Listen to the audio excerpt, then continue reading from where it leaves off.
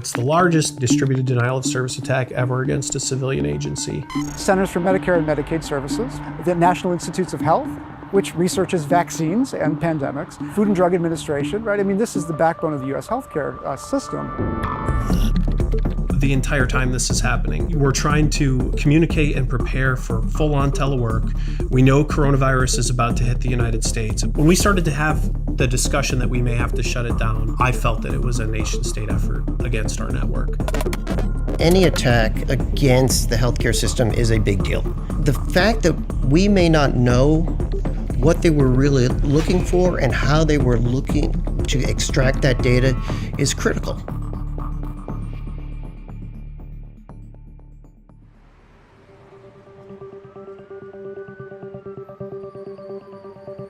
This was a huge cyber attack in the panicked early days of the COVID-19 pandemic, targeting a $1.8 trillion government agency.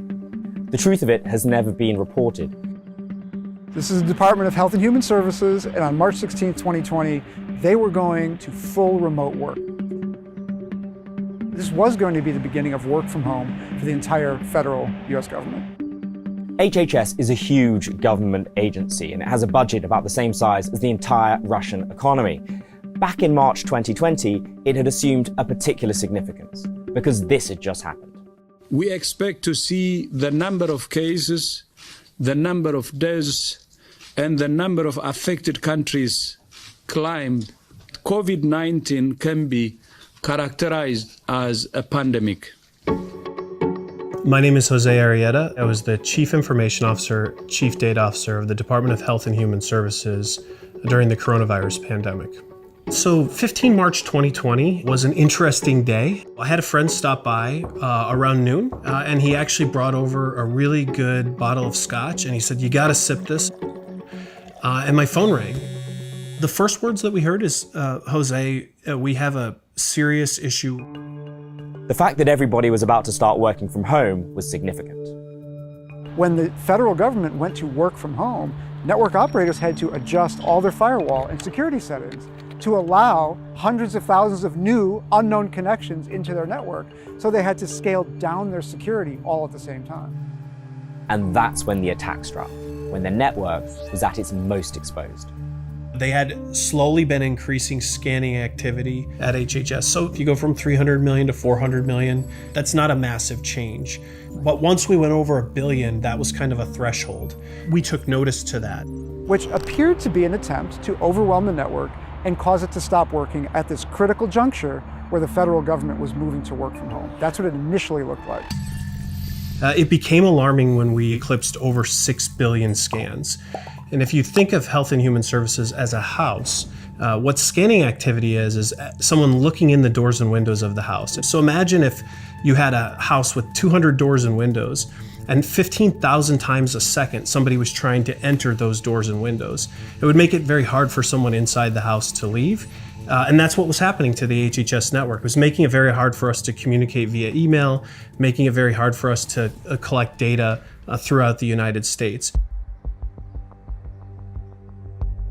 We had tested the system, we had made investments to prepare for this moment, and all of a sudden, all of the additional capabilities that we put in place so that they could easily work from home, all that additional bandwidth is now being consumed.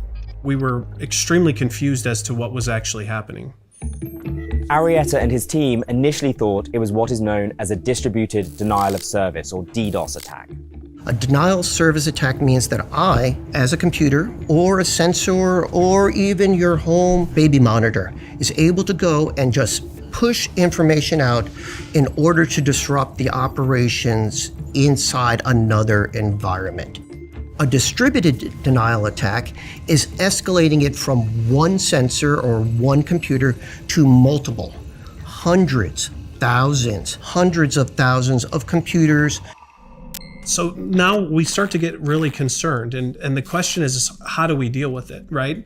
We know coronavirus is about to hit the United States, and our ability to have command and control capabilities, communicate with federal, state, local community partners is imperative to our ability to respond, distribute therapeutics, predict hotspot outbreaks across the United States so that we can do testing, so that we can bring a vaccine online.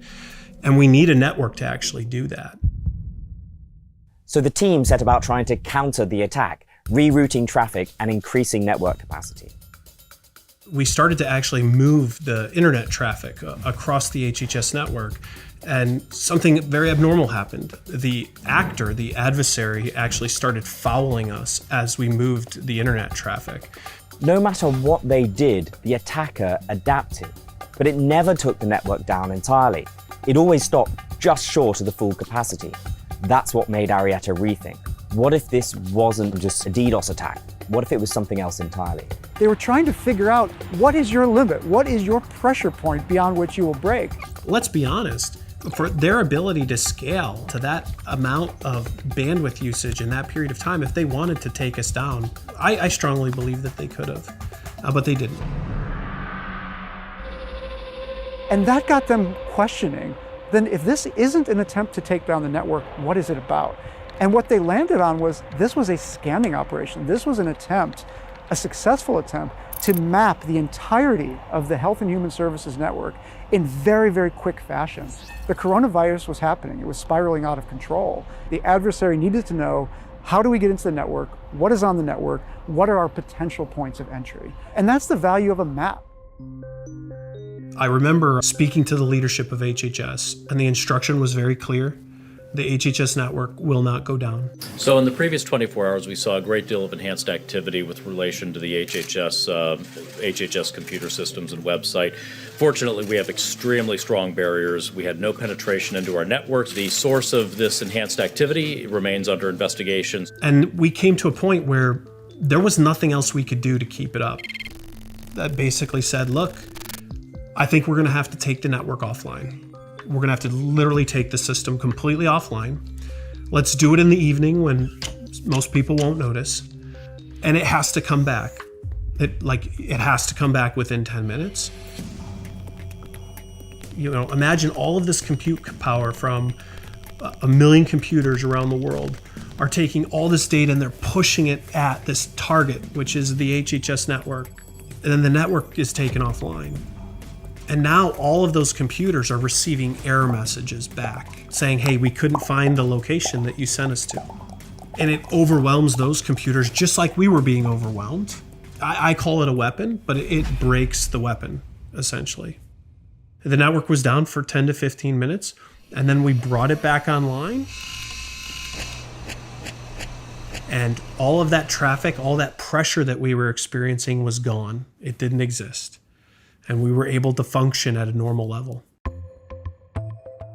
I believe that the only two countries in the world that could probably launch something at that scale with that level of planning and coordination are Russia or China. Now, the reason an adversary would want a map of a network like HHS's is to target future attacks. There are three main things that you could do with a map of the HHS network. The first is you would learn where its computers are and what those computers are doing and what they're connected to. The second thing you could then do is identify vulnerabilities and install backdoors, which would allow the hackers to come in and out undetected as they please. And the third most important thing is, once you've enabled those capabilities, they could potentially have learned what's in the network. Most crucially at that point, what does the US know about the coronavirus, and what does the US know about a potential vaccine? At that time, that would have been the most important intelligence that any intelligence agency in the world was looking for. This was like a nuclear weapon in the sense that a distributed denial of service attack that at the scale that we appeared to be experiencing would have ended our ability to function and operate. But I don't think that was the purpose. I think it was a head fake so that another action could be taken. The question is, what results were those bad actors trying to achieve? When you look inside a patient care system, you see all of these lights blinking and noises going and information flowing. Once you break those connections, you start endangering patient healthcare. And the idea that I like my healthcare records to be kept private. Ransomware, an intrusion, a data extraction compromises patient integrity. I think it's important that we have this discussion because I think the population of the United States needs to understand that we are actively engaged with adversaries that want to fundamentally change our way of life. And we need to continually support and invest in securing our healthcare system. We still don't quite know what exactly the attack achieved, but the fact that they revealed they had this capability was in and of itself massively significant.